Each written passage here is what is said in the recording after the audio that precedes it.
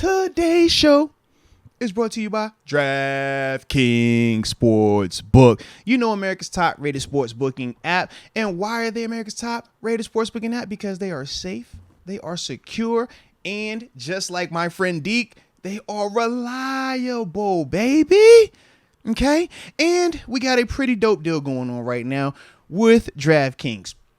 When you first sign up, you download that app, and you like, man, I'm ready to hop into this thing. I'm ready to spend a little money and get the chance to make a little money. The thing that I would encourage you to do is to use the promo code option.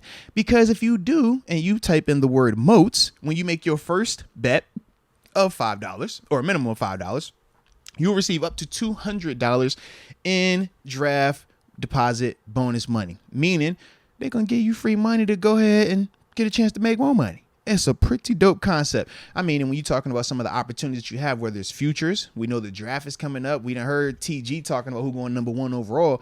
You're going to get a chance to tap into all of that with DraftKings, man. So shout them out, baby. You heard it. But Deke, we also know at times people can struggle with this, with gambling. Right. With the chance of making more money. Sometimes it's a little bit too overwhelming. Sometimes you might just say you got a problem, a gambling problem. You might need some crisis counseling. You might even need some referral services. If you're located in New York, it's a number right there for you to call or text. But for everybody else, the number to dial is 1-800-GAMBLER. Mr. Lamborghini Leglock. I love it. You know that's my favorite name. We acting like the NFL ain't working with Vegas. This suspension is ensuring the fans everything is legit. Oh, yeah. We're going to talk about it, man. In fact, man, we can wrap. Try and get that real quick. Sure. Let's get that real quick, man. Man, I do like that comment, though, man, because that's perfect segue. So let's see. What date was this? This was the 21st. Was that Thursday? Friday? One of them days. I think it was Friday morning. NFL put out that they had suspended 5 players for violating the league's gambling policy. 4 of those players from the Detroit Lions. Ian Rappaport was the one who broke the story. But it was Jameson Williams. Y'all know Jameson, man, from Bama. Big time player, man. Where was he drafted? Was it top 15? Wow. I don't even remember. I remember it was something like that, though. Because I remember he was hurt. But Jameson Williams, Quentin Cephas, Stanley Berryhill, CJ Moore, and then from the Washington Commanders, Shaka Toney was suspended.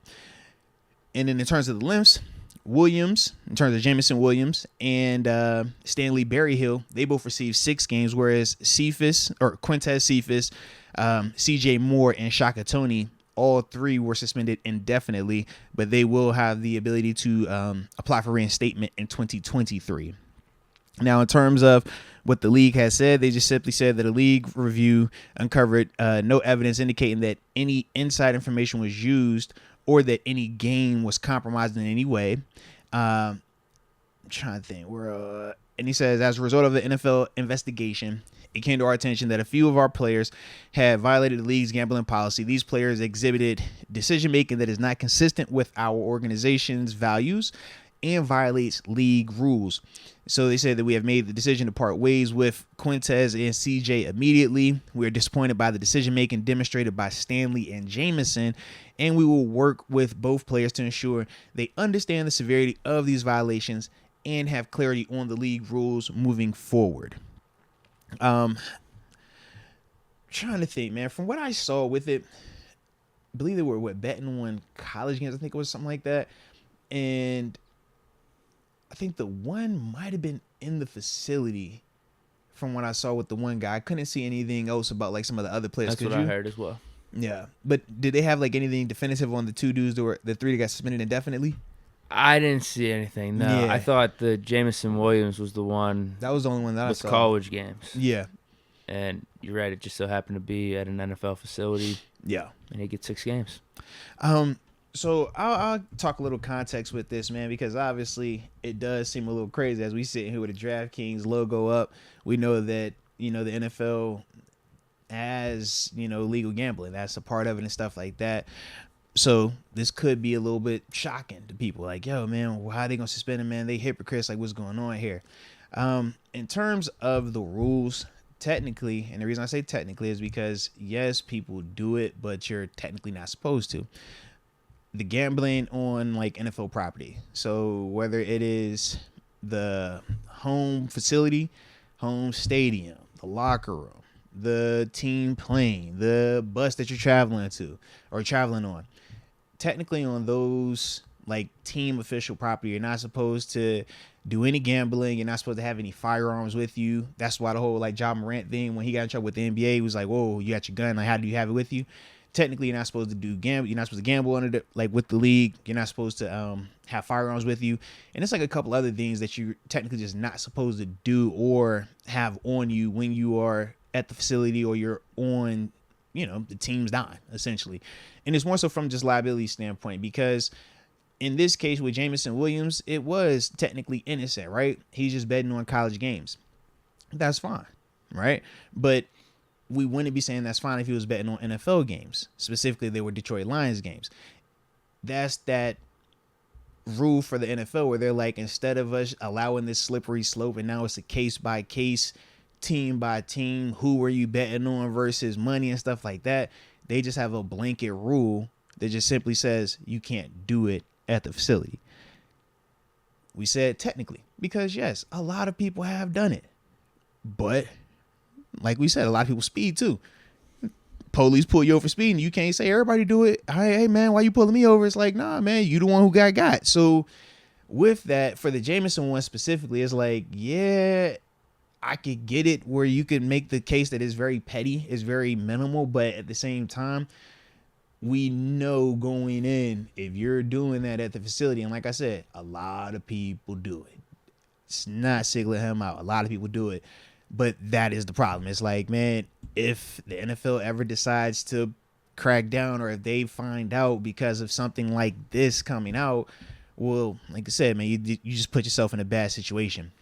Now, for the dudes that got suspended indefinitely, a couple of them got cut. Yeah, I'm interested to know what was going on with them because they don't typically suspend you indefinitely unless they felt like you legitimately were doing something that could compromise the integrity of the league. And what do I mean by that? We all joke about the script. We all joke about, man, this is fixed, man, these refs and that. But it's a joke because you can't prove anything. There is no smoking gun. When you start having players get in trouble for betting on games, or if they're doing something that just they're one person removed from a player that's betting on games, or they're one person removed from a bookie that's getting certain information, now it's way too close. And for the NFL, you think about all this money that comes into this, you bet on these games because you feel like there's some form of integrity. You feel like it's some form of pureness to this game.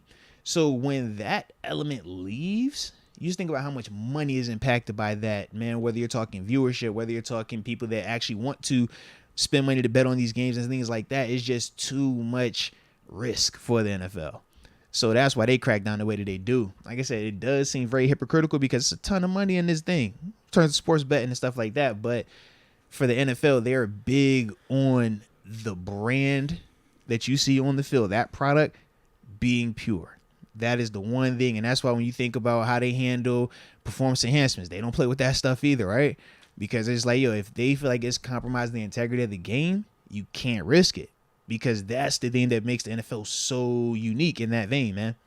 And from what I'm reading, Jameson betting on those college games would be legal anywhere else outside of the NFL facility. You just can't be on their property. And it's like I said, it's verbatim. It's clear. It's literally, when you walk in every locker room, it is a big sign up in everybody's locker room that has these rules. Bold print. So you can't even act like you don't know. We just be like, bro, like, it's like speeding. The speed limit sign says 45. You get out there and you drive 50 and you get pulled over. You're like, oh, bro, I just went 5 over. That's man, you tripping. All right. Was it petty? Yeah. But you still were speeding.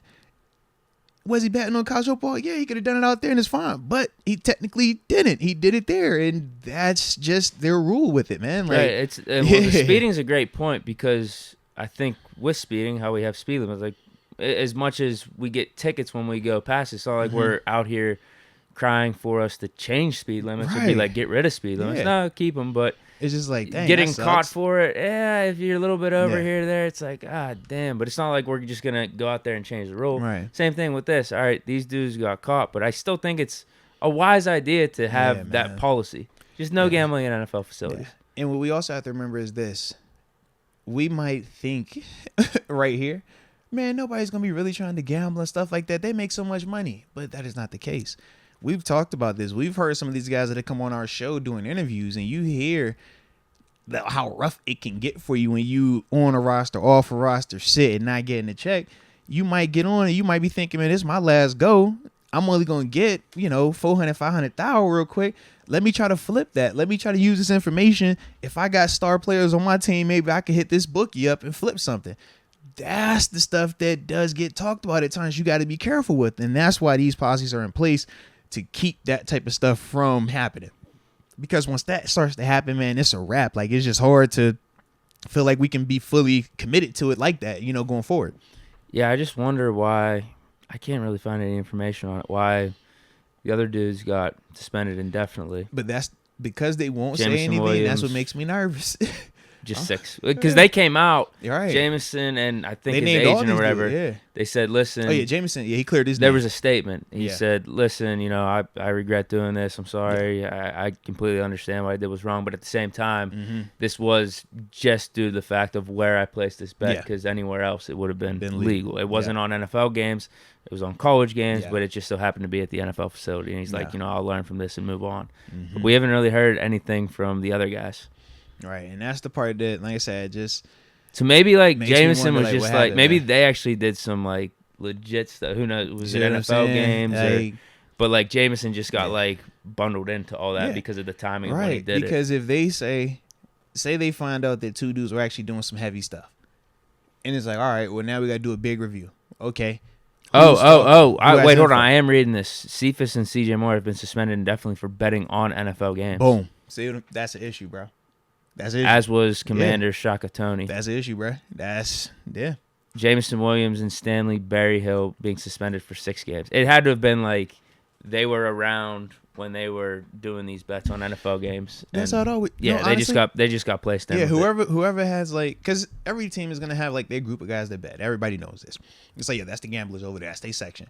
Whether they doing the dice, whether they betting on shooting hoops, or whether they actually got we got a full sheet, man. We know these are 20 games we betting on. These are the spreads. This is that. This is my bookie. You know what I mean? It's gonna happen. But like you said, when you start betting on NFL teams, man, NFL games, we know too many people. Our access, man, between our friendships from college, between the combines, between the draft process, between where we work out at, between our agents, we have way too much information, especially when you're active, to be really trying to bet, because it's never going to be fair. We know about injuries and how significant they are before any report comes out. It's like, man, we're talking to this dude every day. I see this guy every day. I know what he looks like. I'm talking to him. This information isn't public. So I could place a bet knowing that he's not playing, even though Vegas is late on it. And now I got that insider information. It's no different than when we're talking insider trading from a stock standpoint and why that's illegal. Because, yeah, you're going to get a chance to cheat somebody out of it. You're getting info before anybody else has it, before it's public to anyone, and you're taking advantage of that. You can't do it, man. That sucks, though, man. That sucks.